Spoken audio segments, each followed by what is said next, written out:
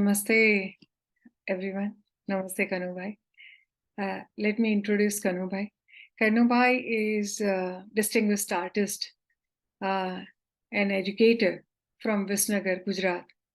He graduated in arts and he has made significant contribution to the field, serving as a faculty member in the painting department of Kala Kendra College of Fine Arts, and later founding and serving as the honorary principal of CVM College of Fine Arts.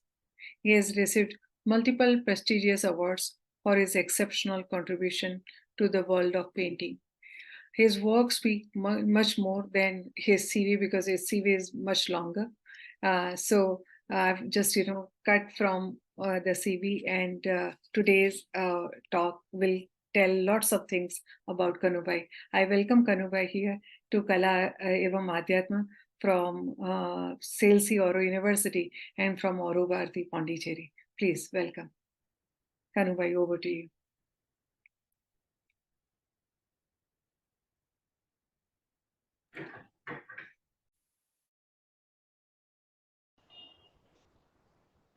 विषय है कला और योग। श्री अरविंद के कला चिंतन के संदर्भ में मैं अपनी बात रखूंगा। कहा जाता है कि मानव में दिव्य गुणों का विकास करने के लिए भारतीय कला में प्रचुर मात्रा में संभावनाएं हैं। मानव को ममता और अनुकंपा से जोड़ने के लिए मानव समाज ने गीत, वाद्य, नृत्य, काव्य, चित्र तथा दर्शन का आविष्कार किया है, अथवा ये सब स्वयं प्रकृति से उत्पन्न हुए हैं। निर्गुणों से ही मानव समाज में शौर्य, उत्साह, ममता, मैत्री या भूमि प्रेम का संरक्षण होता है। मनुष्य की कल्पना शक्ति उससे प्रेरणा लेती रहती है और नव सर्जन करती रहती है।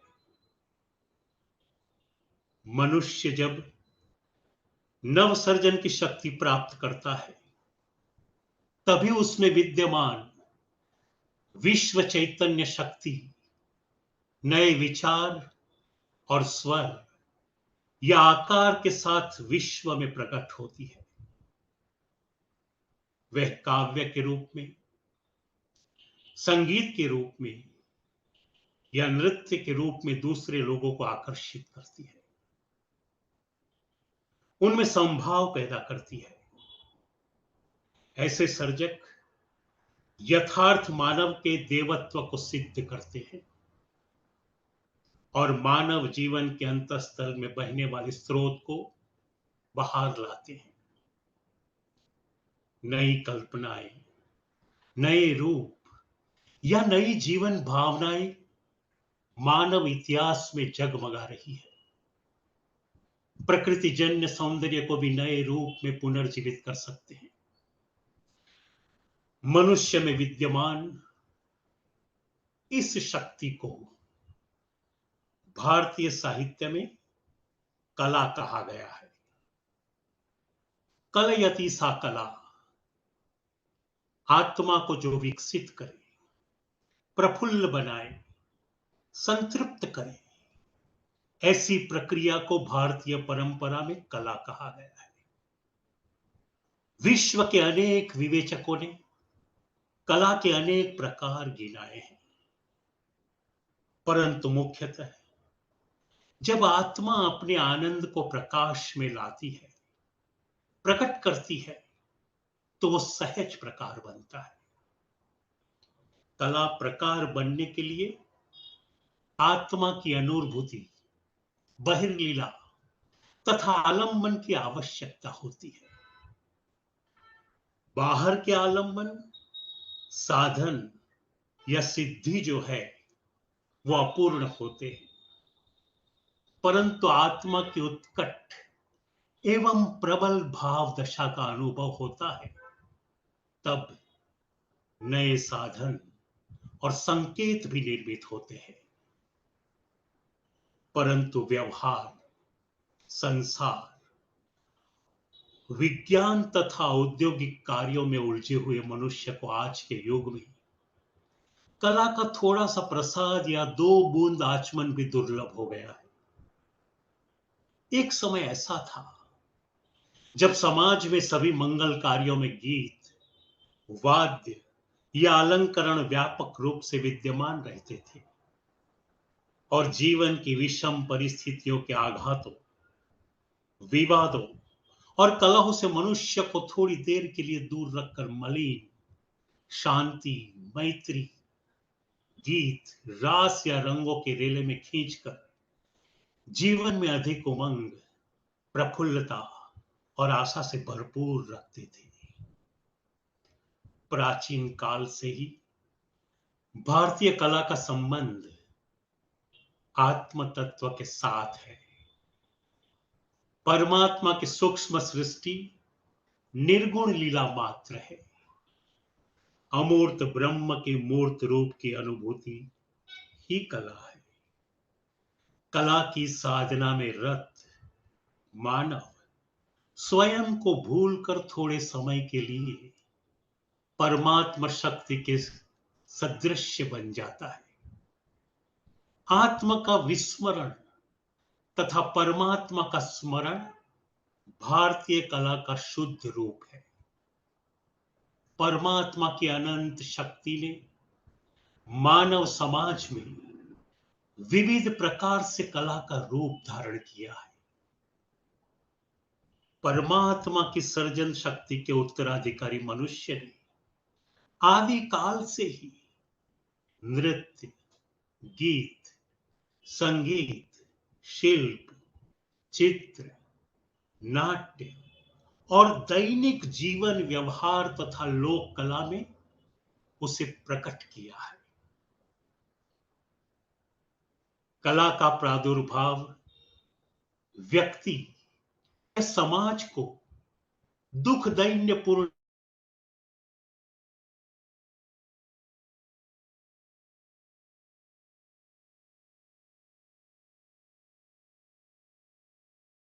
या तृप्त और दैहिक वासनाओं से अलग करके उसे प्रसन्नता प्रदान करता है और निरपेक्ष आनंद में विहार कराता है। इसी कारण भारत के प्राज्ञ पुरुषों ने कला की अधिष्ठात्री देवी शारदा के हाथों में वीणा रख दी है। इसी कारण भारत के प्राज्ञ पुरुषों ने कहा है, कुंदेन्दु तुषार हार धवला, कहकर उसकी स्तुति की है। उनकी वाणी वीणा के सूरों की गुंजन में प्रकट हो रही है।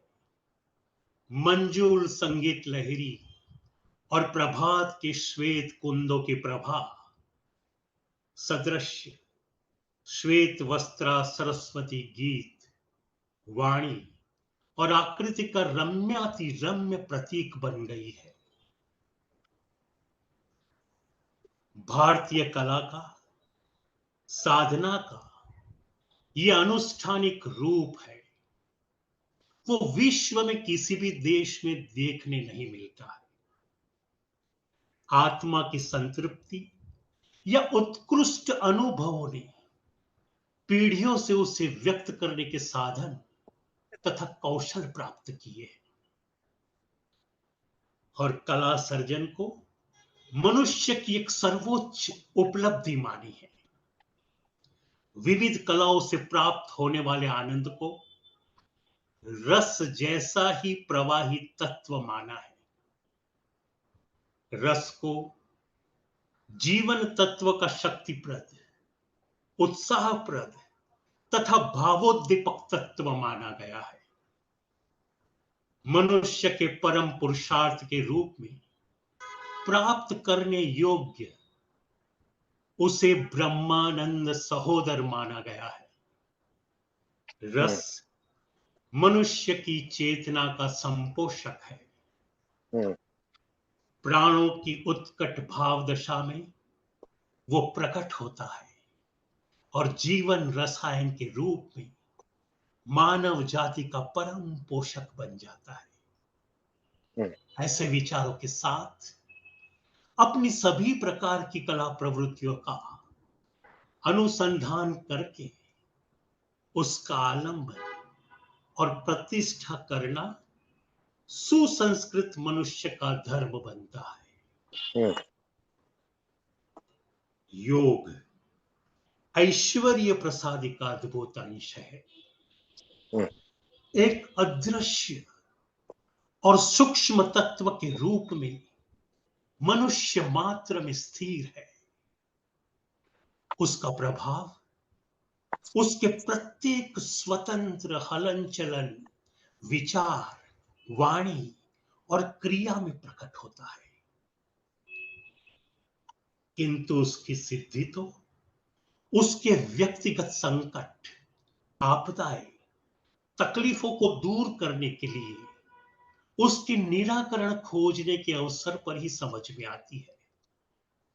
संत्रास, दुख, रोग और भय से शिथिल और अचेत हुए इस जगत में उल्लास, आनंद, आशा और उर्मी प्रकट करने वाले साधन साहित्य उपरांत विचार उत्पन्न करने वाले विसर्जन स्वामी होते हैं।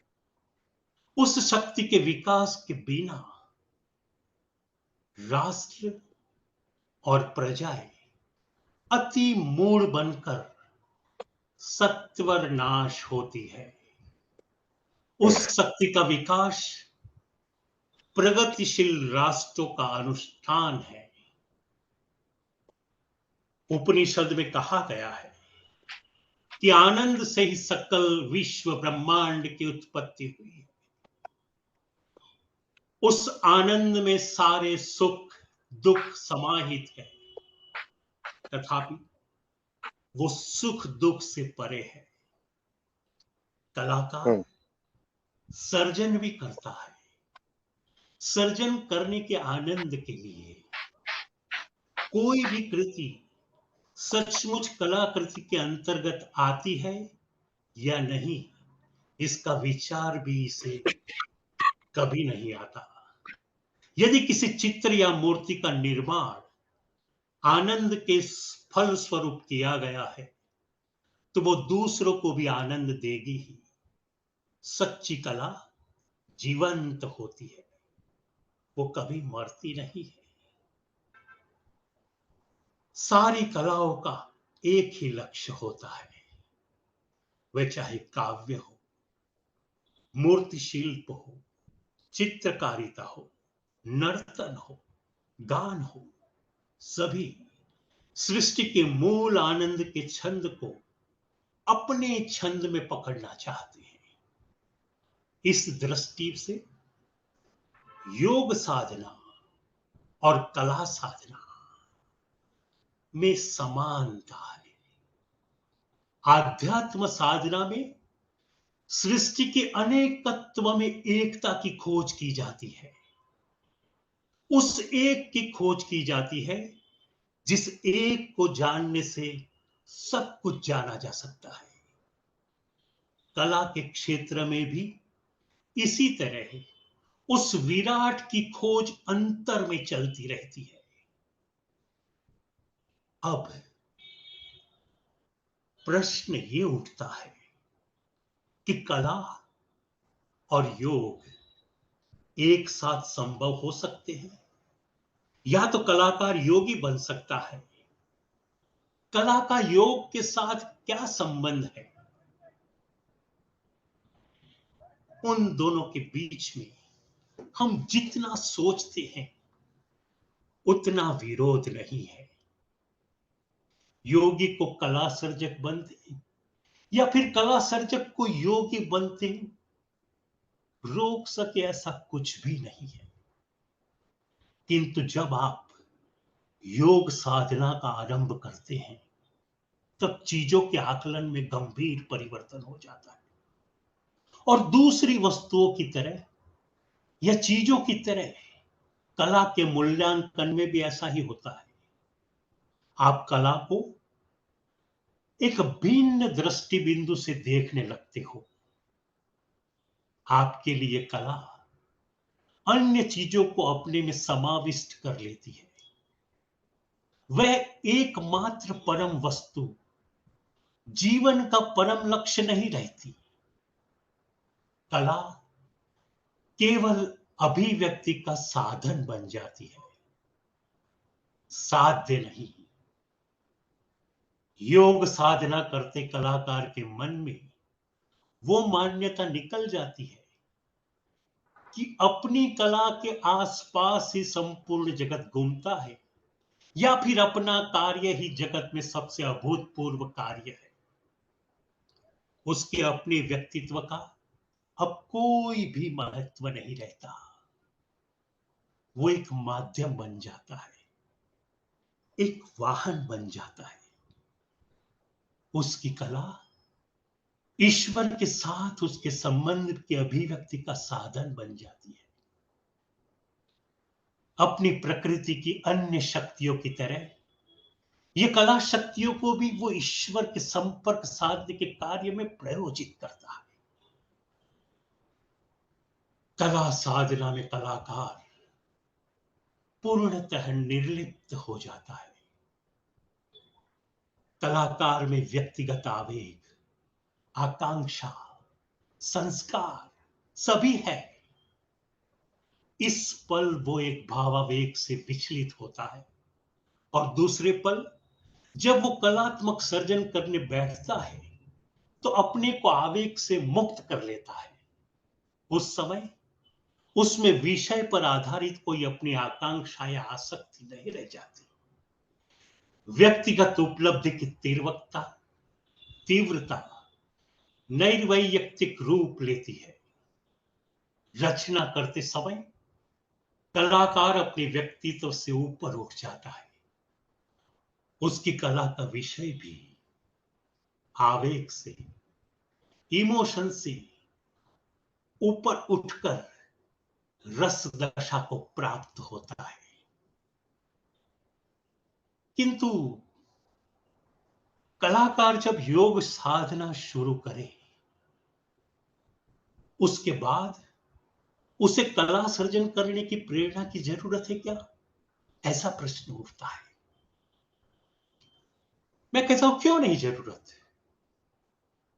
प्रभु के साथ का अपना संबंध वो ऐसे जैसे कोई दूसरी तरह प्रकट करता है, वैसे ही वो कला द्वारा कर सकता है। जो आप अपनी कला को सच्ची और उन्नत करना चाहते हो, तो इस पार्थिव सृष्टि में अविरत हुई कोई दिव्य सृष्टि की अभिव्यक्ति रूप वो बननी चाहिए। कोई ऊर्ध्व जगत और स्थूल पार्थिव जगत, इन दोनों के बीच वो अनुसंधान चाहती है। ऐसी भावना या ऐसा भान सभी सच्चे कला सर्जकों को होता है। इस तरह आप देख सकते हैं कि कला की साधना आपको योग की साधना से भिन्न नहीं लगेगी, किंतु आमतौर पर कला सर्जक को होती है संवेदना अस्पष्ट होती है। उसे इस विषय का ज्ञान नहीं होता। लेकिन ऐसे ज्ञान वाले कुछ कलाकार मैंने देखे हैं। वो ज्ञान पूर्वक अपनी कला का सर्जन करते हैं। अपने सर्जन में ही वो अपने व्यक्तित्व को ही सबसे महत्वपूर्ण तत्व के तौर पर प्रस्तुत नहीं करते। वो अपनी कला को ईश्वर को अर्पण करने के यज्ञ की हवि की तरह मानते हैं। कला के द्वारा वो ईश्वर के साथ अपना संबंध प्रकट करने की कोशिश करते हैं। एक कलाकार ने कहा है कि सच्ची कला दृष्टि में एक देव मूर्ति और एक दुर्वांकुर का समान महत्व है। दोनों ही एक सी रस अनुभूति जागृत करने की क्षमता रखते हैं। इससे समझा जा सकता है कि कलाकार के लिए एक की अवधारणा कहां तक संभव है। अवश्य ही देव मूर्ति के प्रति किसी अश्रद्धा की बात को नहीं कर रहा। मेरा तात्पर्य केवल इतना ही है कि दूर्वा के प्रति सम्मान व्यक्त करने की आवश्यकता है। कलाकार एक हृदय विदारक दृश्य भी अंकित करता है और एक मनोमुग्धकारी चित्र भी बनाता है, किंतु वो स्वयं दोनों में न तो लिप्त होता है न उससे विचलित होता है। कलाकार सुखात्मक या दुखात्मक आवस्थान से ऊपर उठकर दोनों के मूल में स्थित सत्ता का जो आनंद या रस है, उसी के विग्रह की यानी कि मूर्ति की रचना करता है। रस की दृष्टि से जब तक वो सर्जन नहीं किया जाता, रस तब तक नहीं पहुंच जाता, तब तक रचना विकृत होती है। दुख में भी विकृत होती है और सुख में भी विकृत होती है। अंततः हम पाते हैं कि जो साधक का पथ है वही कलाकार का पथ है। दोनों ही अपने अपने रास्ते पर चलकर सर्वव्यापी विशुद्धानंद को प्राप्त करते हैं। अन्य व्रत, उपासना या आचार का पालन न करके कलाकार अपनी कला कौशल के माध्यम से ही साधना करता है। एक विशेष उदाहरण के लिए मैं कहूं कि देवी की मूर्ति या नटराज या शिव की मूर्ति का ध्यान जिसके मन में पहली बार आया था, वह कलाकार था। वो साधक होते हुए भी कलाकार था, और जिसके हाथों उस कल्पना ने मूर्त स्वरूप लिया था, वो व्यक्ति कलाकार होते हुए भी साधक था। कारण दोनों ने ही किसी एक रस के अंतर्गत रंग, रूप, गति और छंद के विग्रह या समष्टि रूप का सर्जन किया था, या फिर दोनों के ही अंतर में उस स्वरूप का सर्जन हुआ था। योग साधना के लिए जिस आत्मनियमन की जरूरत पड़ती है, वही आत्मनियमन कला की साधना के लिए भी जरूरी है। दोनों का हेतु ज्यादा से ज्यादा सचेतन होने का है। योग और कला दोनों में सामान्य दृष्टि से और सामान्य अनुभवों से पर ऐसा दर्शन और अनुभूति प्राप्त करना सीखना है। अंतर में गहराई तक जाकर गहन वस्तुओं को खोजना है। चित्रकार अपनी आंख की शक्ति के विकास के लिए जिस प्रकार की तालीम का अनुसरण करता है, वह आत्मनियंत्रण तकरीबन योग साधना जैसा ही होता है। सच्चा कलाकार बाह्य स्वरूप के उस पार देखने का प्रयत्न करता है, ऊर्ध्व जगत की ओर अपनी दृष्टि खोली रखता है कि जिससे कोई भीतरी जगत का आविर्भाव करने के लिए वो अपनी कला का उपयोग कर सके। और ऐसी एकाग्रता के कारण उसमें एक प्रकार की ऐसी चेतना का विकास होता है जो योग साधना के परिणाम स्वरूप प्राप्त होती है, जो चेतना जैसी ही होती है। फिर वो योगिक चेतना कला सर्जन को सहाय रूप में क्यों ना हो सके। मेरे ध्यान में ऐसे अनेक कलाकार हैं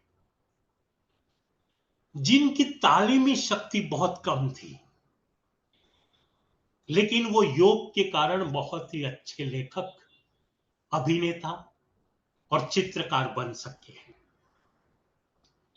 ज्यादातर कलाकार अपने वर्तन में अनियमित और चारित्र में शिथिल क्यों होते हैं?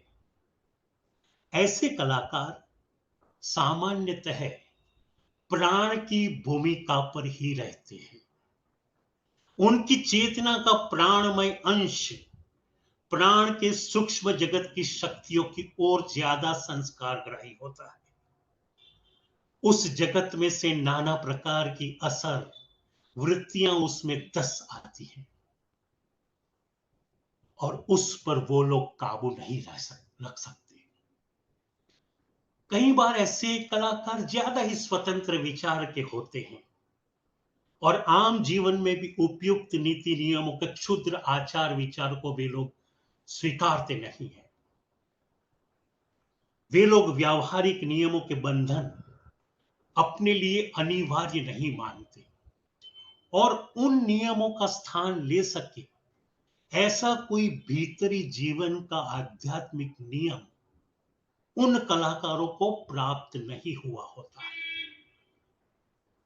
ऐसे उनकी कामनाओं की गति को रोकने के लिए उनके पास कोई अंकुश नहीं होता और इसीलिए वो बहुत ही सहजता से स्वच्छंदी और अतंत्र जीवन में गिर जाते हैं।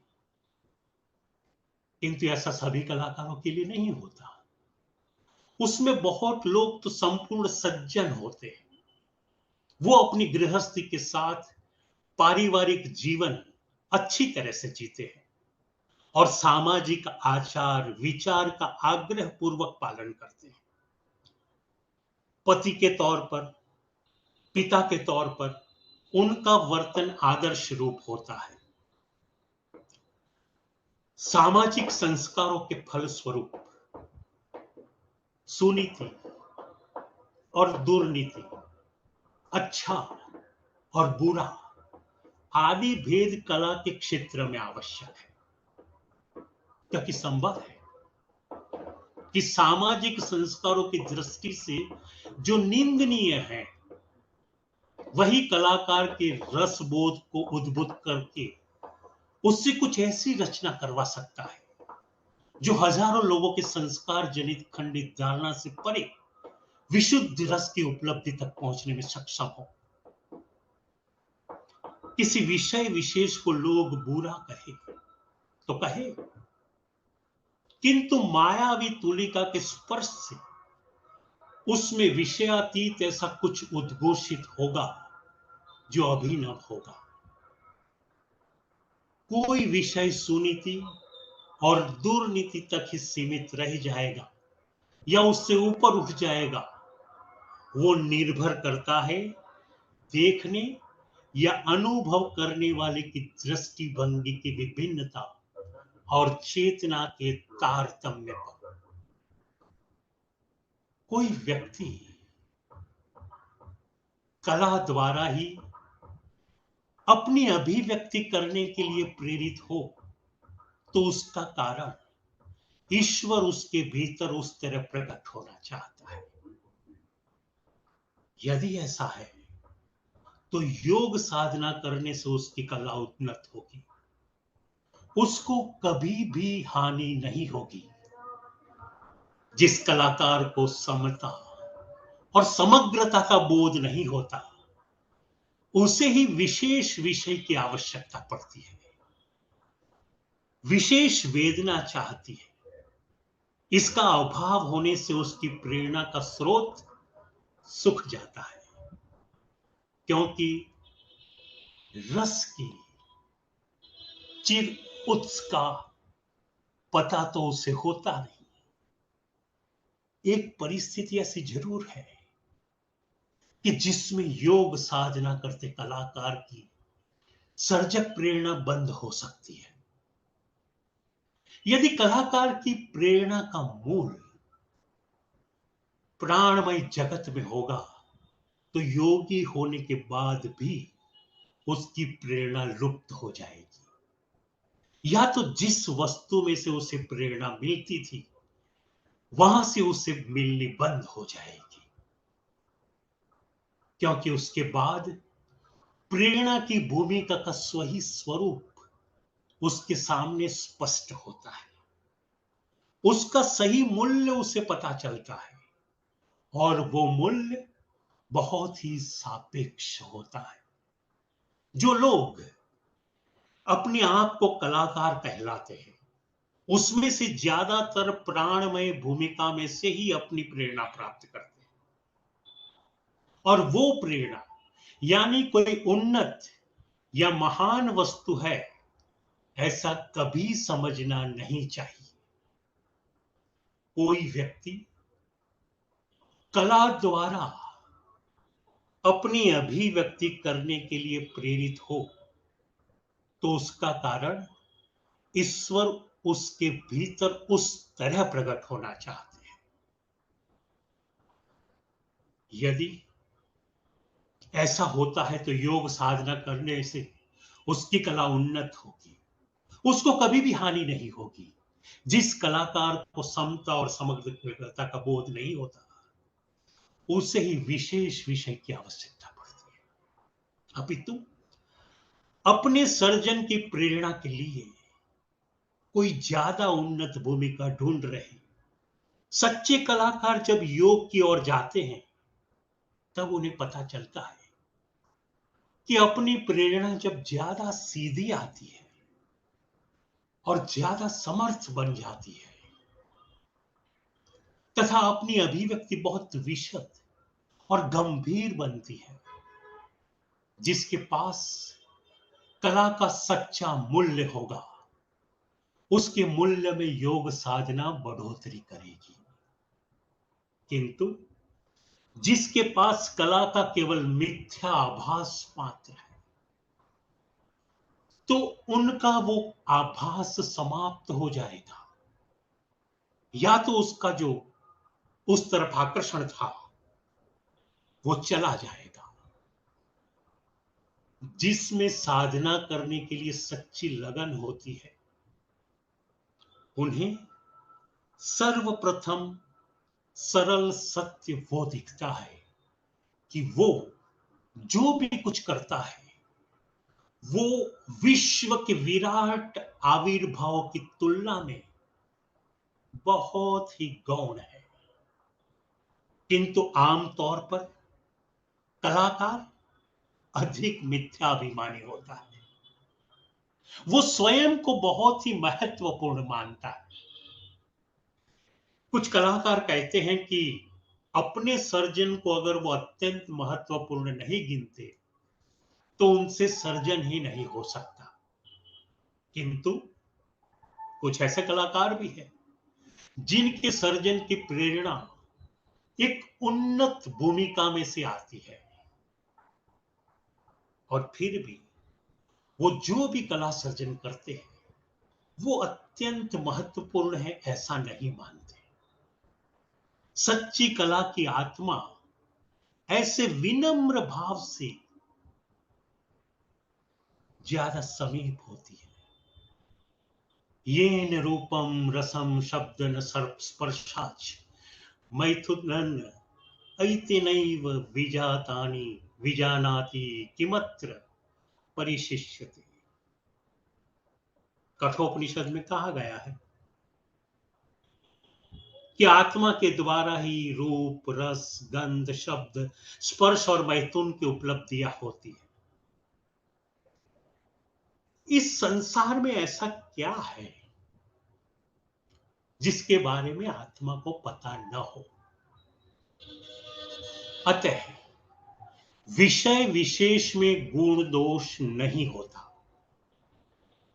सृष्टा निरंतर जिसे विशुद्धानंद या रस के द्वारा जानते हैं, यदि कलाकार भी उसी आनंद या रस की दृष्टि से विषय को देखे एवं उसकी रचना करे, तो विश्व भी अमृत बन जाता है। विषय वस्तु के मोह में ही जो कलाकार भूला रहता है, वो विषय वस्तु को रस वस्तु में परिणित नहीं कर पाता। उसकी रचना में बाह्य वस्तु या घटना ही मिलती है। वह रस अनुभूति से मन का विस्तार नहीं कर पाता या मुक्ति नहीं पाता। जब डॉक्टर की दृष्टि रोग से अधिक रोगी पर केंद्रित होती है, तब स्वास्थ्य लाभ कठिन हो जाता है। अलग अलग समय कलाकार की चित्त वृत्ति भी अलग अलग तरह दोलामान होती है। ऐसा भी देखा जाता है कि एक ही कलाकार की एक रचना से मन में दिव्य भाव पैदा होता है और एक दूसरी कलाकृति से निम्न भाव पैदा होता है। लोगों को आश्चर्य होता है, लेकिन आश्चर्य का कोई कारण नहीं है। परिवेश भिन्न होने से, मानसिक अवस्था भिन्न होने से एक ही कलाकार भिन्न आदमी हो जाता है। रस की उपलब्धि करके, छंद के रहस्य को जान करके जिस क्षण कलाकार सृजन करता है, उस क्षण मनुष्य को प्राप्त हो सकने वाली सबसे उन्नत अवस्था तक उसकी पहुंच के भीतर रहती है। लेकिन ऐसा सदा नहीं होता। व्यावहारिक जीवन में भी अनेक बार स्मृति भ्रंश होता है। सारा जीवन ही आनंद के छंद में गुम्फित हो, आनंदमय हो। कलाकार की साधना के मूल में यही भाव रहता है। तथापि हमेशा ये सिद्धि प्राप्त नहीं होती। अद्वैत साधना में उपलब्धि की चरम स्थिति को प्राप्त करना हो तो अनेक अवस्थाओं को पार करना होता है। कलाकार का आत्मा विकास भी इसी तरह होता है। लेकिन अद्वैतवादी के मन में यह भाव आ सकता है कि कला साधना के पथ में जो कुछ उन्हें छोड़ना पड़ रहा है, वो सब अनित्य है, तुच्छ है। उसे लेकर कला सर्जन करने से क्या लाभ? कलाकार का उत्तर होगा कि कला सर्जन माया को आश्रय करके होता है। माया सृष्टा को अभिभूत नहीं करती। श्री रामकृष्ण परमहंस ने इस बात को उपमा के माध्यम से यूं कहा है कि सांप का विष सांप को नहीं लगता। कलाकार माया को जानकर माया का उपयोग करते हैं, इसलिए माया हो जाती है लीला। वो तुच्छ हो या उच्च, अनित्य हो गया नित्य, सब में स्थित उस एक के ऐक्य को अनुभव करना और उसको प्रकट करना ही कलाकार की साधना होती है, कलाकार की सिद्धि होती है। विषय के मोह में पड़ने पर डर रहता है, वो हुआ माया का दासत्व। कलाकार माया को इस एक के बीच स्थित विचित्र छंद के दूल्हे की तरह देखता है। मेरा जन्म एक पटेल हिंदू परिवार में हुआ है। हिंदू शिक्षा, दीक्षा और संस्कारों के बीच में बड़ा हुआ। जब मैं छोटा था तब अपने कलाकार मित्रों के साथ मैं मंदिरों में जाकर देवी देवताओं के ही चित्र बनाया करता था। अब जैसे आज देवताओं के चित्र बनाता हूं, वैसे ही सामान्य जीवन के भी चित्र बनाता रहता हूं। दोनों में समान रूप से ही आनंद पाने का प्रयत्न करता हूं।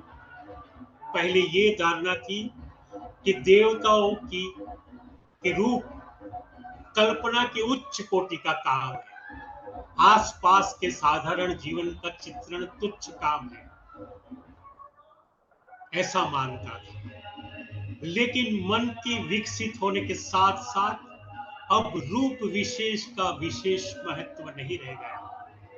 अब सभी रूप उस एक सत्ता के ही नाना छंद के विग्रह के रूप में प्रतीत होते हैं। सारा जगत, अंतर और बाहर के सारे रूप जिस प्राण से निःसृत होते हैं और जिस प्राण में संस्पंदित होते हैं, सत्ता उसी प्राण छंद को समस्त रूपों में मैं खोजता हूं।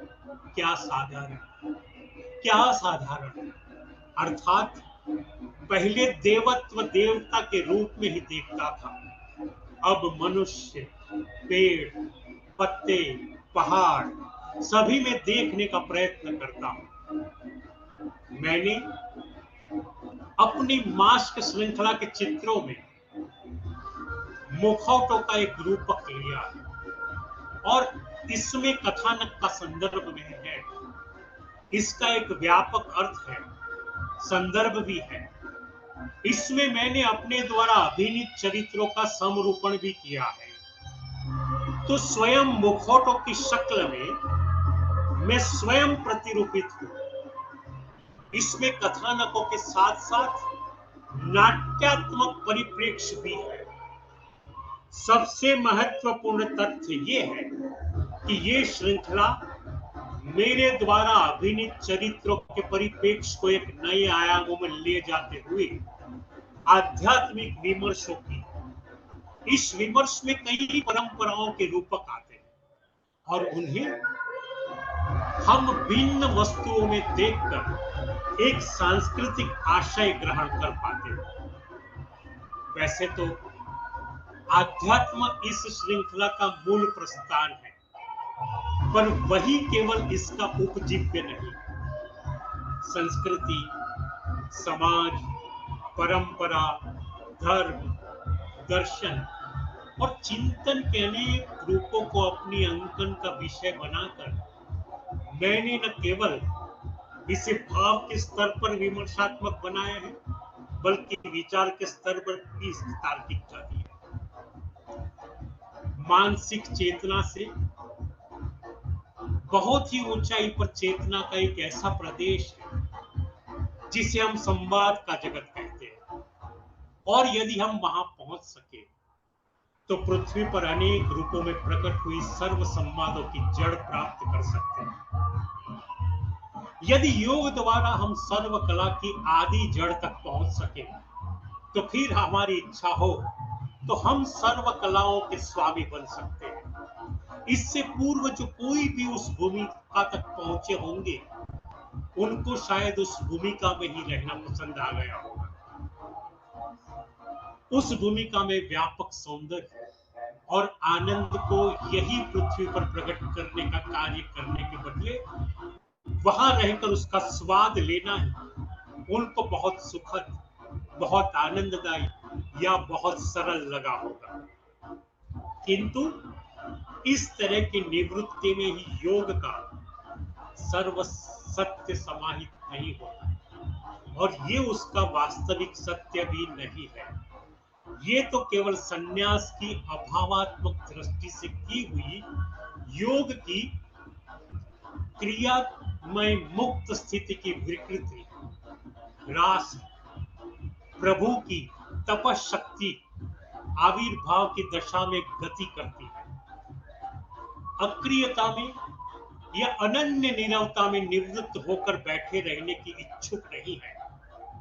आविर्भाव से विमुख ऐसे आनंद के भीतर एक अक्रिय स्थिति, वही अगर परमात्मा की चेतना का असल स्वरूप होता, तब तो इस सृष्टि का निर्माण होता ही नहीं। हर देश में, हर युग में कला के पीछे कोई बड़ा आदर्श, बड़ा विचार रहता है। जैसे यूरोप में ईसा का आदर्श था, भारत में राम, कृष्ण और बुद्ध का, चीन में ताओ का विचार, आइडिया के विग्रह के रूप में जब हम व्यक्ति को पूजने लगते हैं, तो कालांतर में व्यक्ति विचार से बड़ा हो जाता है। बड़ा हो उठता है। धीरे धीरे विचार को, आइडिया को व्यक्ति या तो भूल समझता है या फिर भूल ही जाता है। आसपास के जीवन पर प्रेमानुरंजित प्रकाश नहीं पड़ता, वो उपेक्षित ही रहता है। हम लोगों के देश में वही हुआ है। विभिन्न कालों में साधकों ने प्रकृति में ही देवी की मूर्ति और शिव की मूर्ति के दर्शन किए हैं। हम लोग उस विशाल प्रकृति को देखना ही भूल गए हैं। ईशावास्यम मिदम सर्वम यत्कृत्य च जगत्यम जगत उपनिषद के इस मंत्र की दीक्षा के साथ भारत की भावी ललित कला समस्त जीवन और समस्त जगत को सही दृष्टि से देखेगी, नए रूप से सर्जन करेगी, ऐसी आकांक्षा रखते हुए मैं अपने कला और योग का वक्तव्य खत्म करता हूं। और कला पर अरविंद ने कहा है, ये अंत में कहकर मेरी बात पूर्ण करूंगा। श्री अरविंद कहते हैं कि कला शाश्वत सत्य को व्यक्त कर सकती है। वो रूप और बहिर्मुखता में सीमित नहीं है। कला तब अपनी उच्चतम अभिव्यक्ति तक पहुंचती है जब कला का उपयोग आध्यात्मिकता की सेवा में किया जाता है। कला उस उपकरण को उचित ठहराती है जिसका वो उपयोग करती है। कला शरीर रचना का शास्त्र नहीं है और कला की उत्तम कृति को किसी स्थूल घटना की प्रतिकृति या यहाँ तक कि भौतिक शास्त्र का पाठ भी होना जरूरी नहीं है। सभी कलाओं में मूल तत्व समस्त विश्व में एक समान होते हैं। हमारे अंदर के सौंदर्य प्रेमी हृदय का सर्वोच्च लक्ष्य सौंदर्य के माध्यम से ईश्वर तक पहुंचना है। उच्च कला प्रेरणा के माध्यम से अर्थबोधक एवं अर्थ विस्फोटक रूपों का प्रयोग कर अंतःकरण के द्वार खोलती है। सौंदर्य और आनंद दो अविभाज्य शक्तियां हैं। कला में न केवल सौंदर्य परख और रुचि के मूल्य देखने को मिलते हैं, बल्कि जीवन, मन और विवेक के मूल्य भी उसमें समाहित हो जाते हैं। एक सच्चा कलाकार बाहरी रूप से दिखाई देने वाली चीज से परे कुछ अवर्णनीय चीज की खोज और खुलासा करता है। कला सौंदर्य की खोज और प्रदर्शन है। अस्तु, वंदन। अब कोई किसी के पास कोई प्रश्न हो तो 5-10 मिनट हम प्रश्नोत्तरी कर सकते हैं।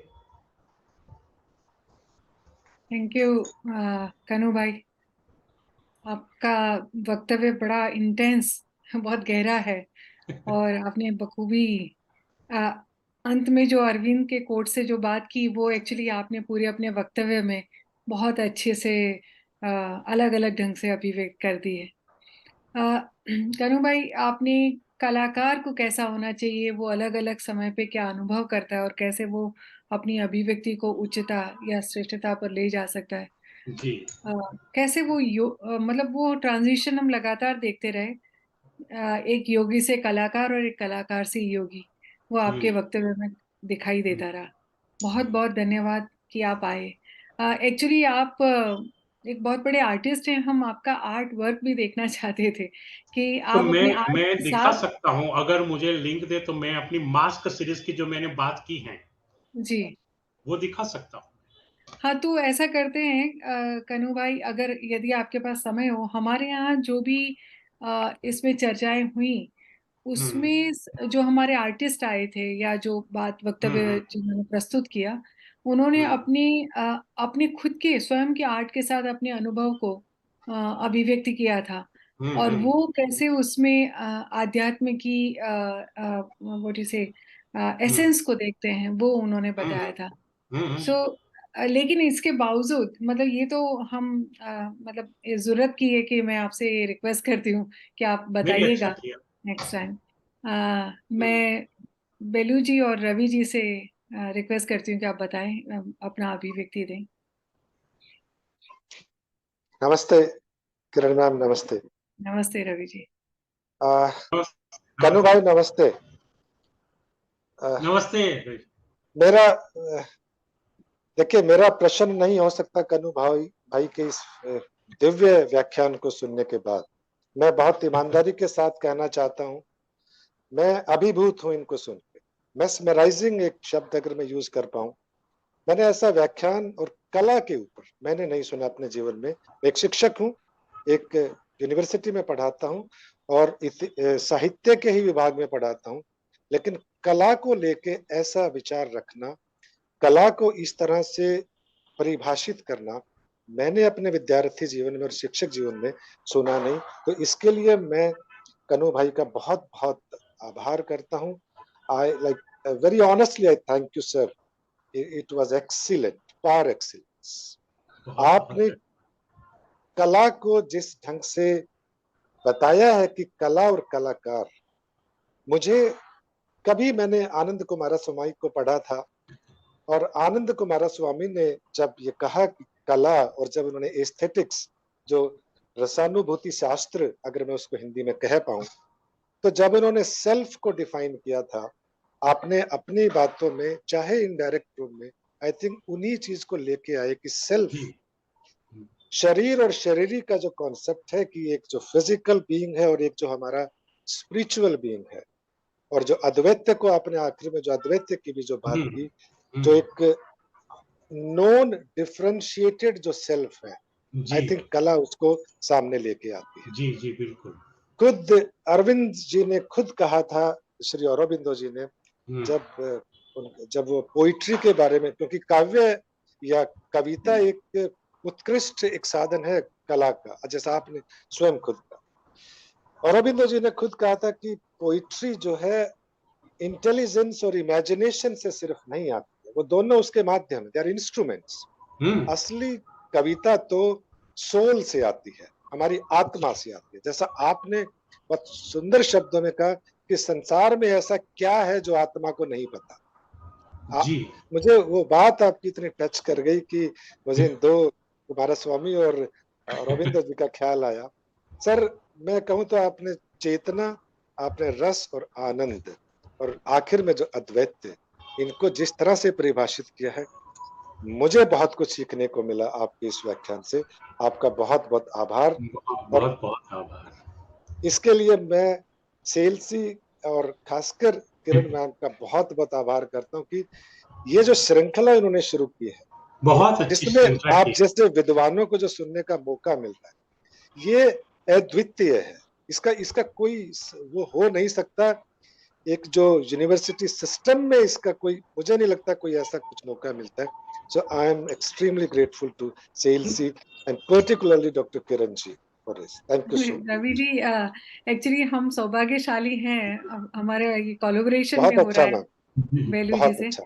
यस, बेलो जी अच्छा। तो है ही, उनका तो हाँ, तो इतना अच्छा वो बहुत करती हैं। थैंक, बट आप आपकी प्रशंसा सचमुच में ये बहुत ऑनेस्ट उत्साह भर मेरे देती है। कमेंट्स है ma'am, honestly I am delighted. जी thank you so much. Thank you so much. दरअसल जैसे मैडम ने कहा, तो मेरे पास विज़ुअल थे, बहुत थे। जी लेकिन मैं चाहता था कि दृश्यात्मकता से मेरा जो श्रोता या भावक है, वो इधर-उधर ना हो। विचलित ना हो। हाँ हाँ, इसलिए चित्र जो है मेरे पास है, मेरी पूरी मास्क सीरीज़ है, वो आध्यात्मिकता की ओर ले जाती है, वो इसी से ही प्रकट हुई है। जी वो मैं अलग इसका एक विषय हो, क्योंकि ये अगर कला और योग है, तो वो उतनी ही कंसंट्रेशन से उसको सुना जाए। जी इसलिए वो मैंने दिए नहीं जी मास्क वाले अगर फिर से रखना चाहे तो मैं उसमें मतलब सर्जन प्रक्रिया के जब बारे में बात करूंगा जी अगले सेशन में अगर मौका मिला तो मैं जी सर्जन प्रक्रिया में मेरे चित्रों के साथ वो कलाकार की सर्जन प्रक्रिया कैसे होती है हाँ हाँ उसके बारे में सूक्ष्म रूप से बात करना चाहूंगा कि वो कैसे रूप चाहता है और क्या रूप बन जाते हैं। बिल्कुल और बिल्कुल। वो सूक्ष्म रूप से साइकोलॉजिकल इसमें क्या होता है, बाह्य जो उसके अ, कारण होते हैं या वातावरण का असर क्या होता है, वो सारी चीजें उसमें मैं कह सकता हूँ। तो बिल्कुल ये बिल्कुल, बात बहुत कर अच्छा, सकते हैं जी। बहुत अच्छा। बेलू जी। अम, कन्नू भाई, नमस्ते। बहुत बहुत ही सुंदर अभिव्यक्ति, बहुत ही जैसे कहते हैं आत्मा को छूने वाली, और जगह जगह मुझे श्री माँ के शब्द सुनाई दे रहे थे। जिस तरह से उन्होंने अपने ऑब्जर्वेशंस, क्योंकि वो एक खुद चित्रकार थी, कलाकार रही मतलब हैं, चित्रकार रही हैं। मैं जब ये मुझे व्याख्यान करना था तो 2 दिन से मैं उनका वो पढ़ रहा हूँ, हाँ, माता जी का। तो मई माता जी ने, और क्योंकि उन्होंने इतना इसके बारे में बात कही है कि जब वो पेरिस में थी और उस समय क्या कला का सीन था, और कलाकारों की क्या एक कल्चरल एक कंडीशनिंग रहती है, सोशल कंडीशनिंग रहती है, जो आपने इतनी खूबसूरती से बताई कि जब तक आत्म नियमन नहीं है, आत्म कंट्रोल नहीं है, सेल्फ कंट्रोल नहीं है, या समग्रता और समता और इस सब चीजों की अनुभूति नहीं है, तो वो कला में नहीं एक्सप्रेस होगी। एक और मुझे जो चीज बहुत अच्छी लगी, जो मुझे लगा कि ये बहुत इम्पोर्टेंट है कि हम इस पर्टिकुलर सीरीज में लेके आए, जैसे रवि जी ने भी मेंशन किया कि पोइट्री हो या कोई भी कला हो, इमेजिनेशन या इंटेलिजेंस से नहीं, बट एक हायर रेल्म से आती है। आपने जो प्रेरणा की बात कही, इंस्पिरेशन, और इंस्पिरेशन के जो आपने एक तरह से कहा कि अगर इंस्पिरेशन सिर्फ प्राणमय जगत से है, वाइटल वर्ल्ड से है, तो वो एक ही लेवल पे रहेगी, उसको ऊपर उत्थान ऊपर होना नहीं, नहीं ऊर्ध्व होगा। नहीं होगी। तो मेरी आपसे ये एक रिक्वेस्ट है, या एक किरण जी के साथ भी एक रिक्वेस्ट है कि हम आपको, अगर हम दोबारा आप हमारे साथ आते हैं, जुड़ते हैं, तो आप इस लेवल को लेके अपनी कला के माध्यम से, अपने सृजन प्रक्रिया के माध्यम से अगर इस पे थोड़ा सा और बिल्कुल। लाइट डालें तो वो बहुत अच्छा रहेगा। क्योंकि जो ये levels of consciousness which impact which influence the inspiration through which all expression of art comes. I exactly. think that is really the key। जो मुझे लगा कि आपके इस पूरे वक्तव्य में सभी कुछ बहुत सुंदर था, लेकिन वो एक नई बात जो अब तक हम यहाँ पे नहीं उसको अच्छे से एक्सप्लोर नहीं कर पाए हैं, तो वो कौन सी लेवल से इंस्पिरेशन आ रही है प्राणमय जगत के ऊपर, चैत्य जगत, और या हायर माइंड। ये जो है ना बात, सावित्री कविता यस, में श्री अरविंद ने प्रकट की है। ये कहा है कि अपवित्र ने कौर्य प्रिय कई विकृत भरा, वदनो धारता मेला सर्जनो म्लान कई त्यही, घृणामय महाघोर हवाना पट विंदता निशाना उदरो माथी दृष्टि ने पट आविया, कला ए कुशला एना सर्जनो राक्षसी विषे, असह्य एह ने सर्वभाव रूप निसर्गना, अत्युक्त नग्न रेखाओं भर्या आकार धारती, अर्पति विकृतियों ने नरु वास्तव रूप त्या, विचित्र व्यंग अंगोना रचती ये प्रदर्शनों, कलाना नाम धारिये विभत्स मकराकृति बुरखा धारती घोर, दृश्य ने पेखता आहा, गवाई इंद्रियों ने दमती डारती महा, व्यथा थी दौड़ती छुंदी पीसी, हा नाखती हती, सारी ये प्रकृति ने ए ना मूल रूप थी, उखेड़ी नाखती है ना मूल आधार थी, आहा मछड़ी मछड़ी है ना रचती रूप कृत्रिम। આ જે છે ને વિશ્વ એટલે પ્રાણ ના લેવલ ઉપર તમારી કલા રચના હોય ત્યારે આ વસ્તુ તમારામાં થાય। बहुत सरस, बहुत આગળ सरस। કહે છે કે નારકી એ કલા કેરું નવલું રસશાસ્ત્ર, આત્માને પ્રગટે જ્યાં જ્યાં ઘૃણાને અપકર્ષણ, તે શું પ્રેમ કરી લેવા મનને બોધ અર્પતું। હવે આખી પોઝિટિવ જે ઉર્ધ્વ કલાની વાત છે સાવિત્રીમાં કેવી રીતે કરી છે કે આનંદ અર્પતી બાહ્ય નેત્રોને, કિંતુ ભીતરે વસતા તત્વનું ઢાંકી રાખી તી જે દર્શન એવી સઘળી રેખા વટાવી શિલ્પ ચિત્ર ત્યાં ચિત્તને ઉર્ધ્વમાં લેતા આંતરદ્રષ્ટિ તણાક્યહી ગતિહીન તટે કોક એકાગ્ર કરતા હતા અશ્ય પ્રભુની કોક આકૃતિ પ્રગટી જતા સારી એ પ્રકૃતિ કેરો અર્થ એક જ રૂપમાં અનાવૃત કરી દેતા અથવા એક જ દેહમાં પ્રભુને ઝડપી લઈ નિબદ્ધ કરતા હતા. વાહ વાહ. એટલે આ જ બે કવિતાઓનો આખો મારો લેખનો સાર છે. હા, પ્રભુને ઝડપી લઈને નિવૃત્તિ કરતા. બ્યુટીફુલ. બહુ સરસ Kanubhai. Nimeshji, thank you so much for introducing Kanubhai to us. And No, it's yeah, and we are looking forward for next session with his own journey. Sure. So જરૂર. અને અહીંયા કનુભાઈ બધા રસિકો છે. ખૂબ જ એમને આનંદ આવે છે. અહીંયા જે પણ બેઠા છે બધા સાચે આર્ટિસ્ટ છે, પોતાની જાતે આર્ટિસ્ટ છે અને એ પોતાની જર્ની પણ અમને બતાવી ચૂક્યા છે. તો આપને બહુ ખૂબ ખૂબ આભાર. આપ આવ્યા અને અહીંયા પોતાનું ખૂબ જ ઊંડાણપૂર્વક વક્તવ્ય આપ્યું. મનને પણ ગમી ગયું અને છેક અંતરાત્મા સુધી પહોંચ્યું એવું વક્તવ્ય હતું. Thank you so much. And thank you all audience present here, especially Raviji and Juhika ji, Nimesh ji, Sushant ji, everybody. I mean, Bindu ji, when Kanubhai was presenting, I was continuously thinking about Bindu ji, because Bindu ji also presented in such a beautiful way, which set an example that this is the way, we can do that in future. So thank you so much, and we'll meet again. Thank you. Thank you for being here. Thank you.